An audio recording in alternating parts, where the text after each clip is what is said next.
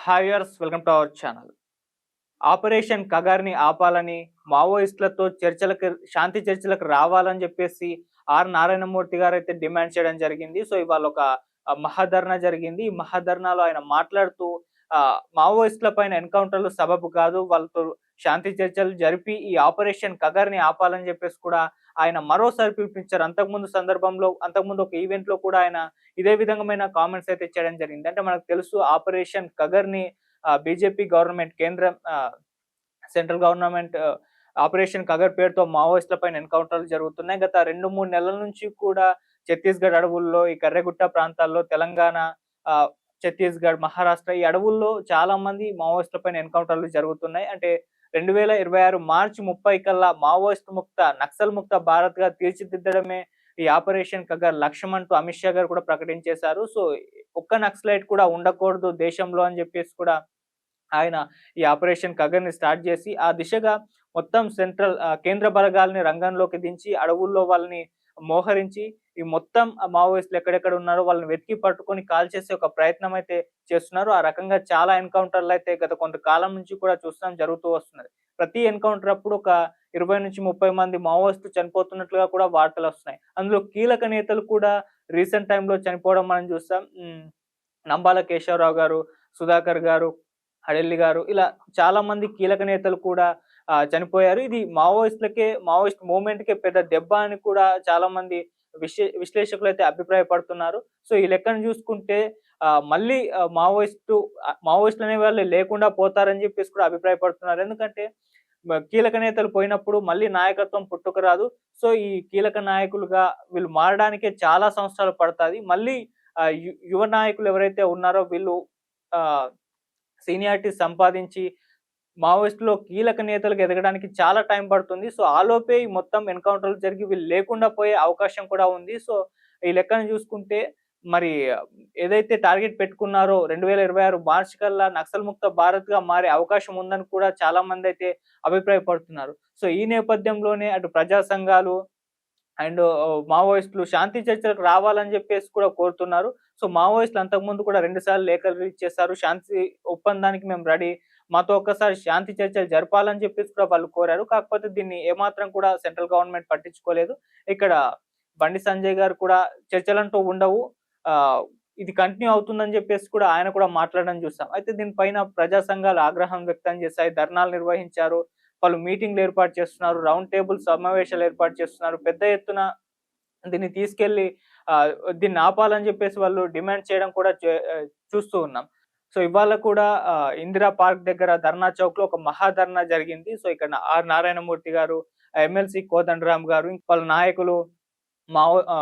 నాయకులు, ప్రజా హక్కుల నేతలందరూ కూడా అటెండ్ అయిపోయారు. సో, అక్కడ నారాయణమూర్తి గారు మాట్లాడుతూ ఈ ఆపరేషన్ కగార్‌ని ఆపాలి. ఆహ్, దీన్ని మావోయిస్టులతో శాంతి చర్చలకు కూడా రావాలని జెప్పేసి ఆయన డిమాండ్ చేశారు. ఆయన మరింత కూడా మాట్లాడుతూ, ఇప్పుడు ప్రశ్నించే వారిని నక్సలైట్‌లుగా ముద్ర వేసేస్తున్నారు. ఇది సరికాదు. ప్రజా సమస్యల మీద గళం ఎత్తిన వాళ్ళని అన్నలు అని కూడా పిలుస్తున్నారు.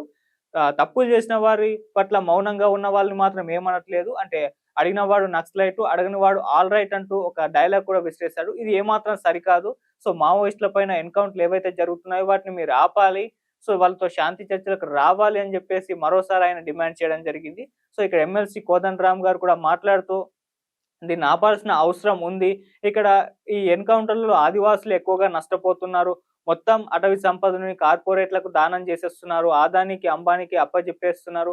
వాళ్ళక్కడున్న ఖనిజాలని దోచుకుపోతారు. సో, ఈ నేపథ్యంలోనే అన్నలు అడ్డమొస్తున్నారు నక్సలైట్‌లు కాబట్టే వాళ్ళపైన ఇటువంటి ఎన్‌కౌంటర్‌లు జరుగుతున్నాయని జెప్పేసి ఆయన కూడా తీవ్ర స్థాయిలో ఆరోపణలు చేశారు. సో, వీటిని ఆపాలి. ఈ ఎన్‌కౌంటర్‌లో ఎక్కువగా ఆదివాసులే చనిపోతున్నారు.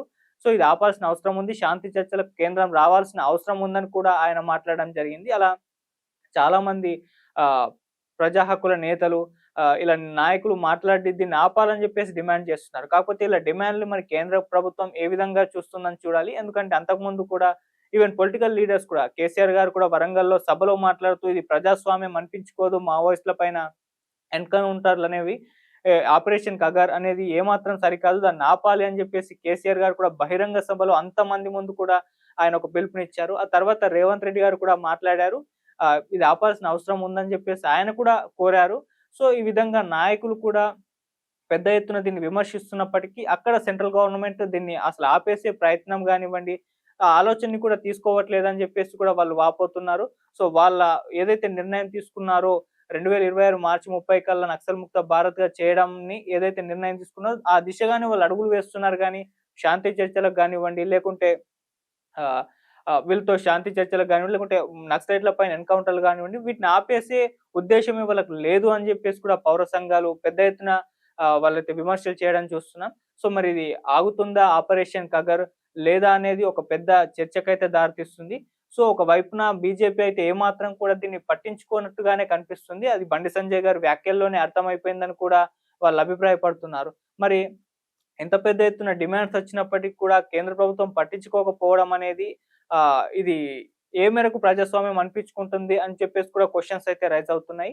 సో, ఏదేమైనా ఈ ఆపరేషన్ కగర్ అయితే ఆగేలా అయితే కనిపించట్లేదు. ఆ రకంగా సెంట్రల్ గవర్నమెంట్ వ్యవహారం మనకు కనబడట్లేదు కాబట్టి ఖచ్చితంగా జా మార్చి 30, 2026 కల్లా మొత్తం నక్సల్ ముక్త భారత్‌గా వాళ్ళు తీర్చిదిద్దుతారు. అక్కడున్న అటవీ సంపద మొత్తాన్ని కూడా అదానికి, అంబానీకి అప్పజెప్పేస్తారని జెప్పేసి కూడా కొంతమంది విశ్లేషకులైతే అభిప్రాయపడుతున్నారు. ఈ నేపథ్యంలోనే దీన్ని ఆపాలని జెప్పేసి వీళ్ళు పిలుపునిస్తున్నారు. మరి వీళ్ళ పిలుపు ఏ మేరకు అది వర్కౌట్ అవుతుందో చూడాలి. సో, ఇంకా కూడా ఎన్‌కౌంటర్‌లయితే కంటిన్యూ అవుతున్నాయి. మొన్నే చాలా మంది కీలక నేతలు చనిపోయారు. యువ నేతలు కూడా చనిపోయారు. సో, ఇంకాస్త ఎక్కువ ఆహ్, ఈ ఎన్‌కౌంటర్‌లు జరిగే అవకాశం ఉంది. ఎందుకంటే వాళ్ళు కూడా కౌంటర్‌లు చేయడం మొదలుపెట్టారు. ఆ మధ్య ఒక పోలీస్ వెహికల్‌ని పేల్చేసి ఒక ఏసీపీని చంపేయడం జరిగింది. అంటే అటువైపు నుంచి పెద్ద ఎత్తున వీళ్ళపైన ఎన్‌కౌంటర్‌లు జరుగుతున్నప్పుడు వీళ్ళు కూడా కౌంటర్ అటాక్ చేసే ప్రయత్నం చేశారు. ఆ నేపథ్యంలోనే ఒక ఏసీపీని చంపేశారు. ఆ రకమైన ప్లాన్స్ చేస్తున్నారు. సో, అది కూడా పోలీసుల్లో ఆగ్రహం నింపింది. ఇప్పుడు మరింత వాళ్ళు మావోయిస్టులని అతి తొందరగానే ఫినిష్ చేసే ఆలోచనలో పడ్డట్టుగా కూడా వార్తలొస్తున్నాయి. మరి ఏదైతే ఈ ఆపరేషన్ కగర్ ఉందో అది ఇంకాస్త తీవ్రతరం అయ్యే అవకాశం ఉందని కూడా చెప్తున్నారు. మరి ఇది ఏ మేరకు వెళ్తుంది? ఆహ్, కేంద్ర ప్రభుత్వం ఈ ప్రజా సంఘాల అండ్ వీళ్ళ డిమాండ్స్‌ని పట్టించుకుంటుందా లేదా? మరి ఆపరేషన్ కగర్‌ని ఆపేసే ఆలోచన చేస్తుందా లేదా? అనేది ఒక పెద్ద క్వెషన్ మార్క్. మరి చూడాలి ఫ్యూచర్‌లో ఈ ఆపరేషన్ కగర్ విషయంలో ఎటువంటి నిర్ణయం కేంద్ర ప్రభుత్వం తీసుకుంటుందా లేదా? శాంతి చర్చలకు వస్తుందా లేదా? లేకుంటే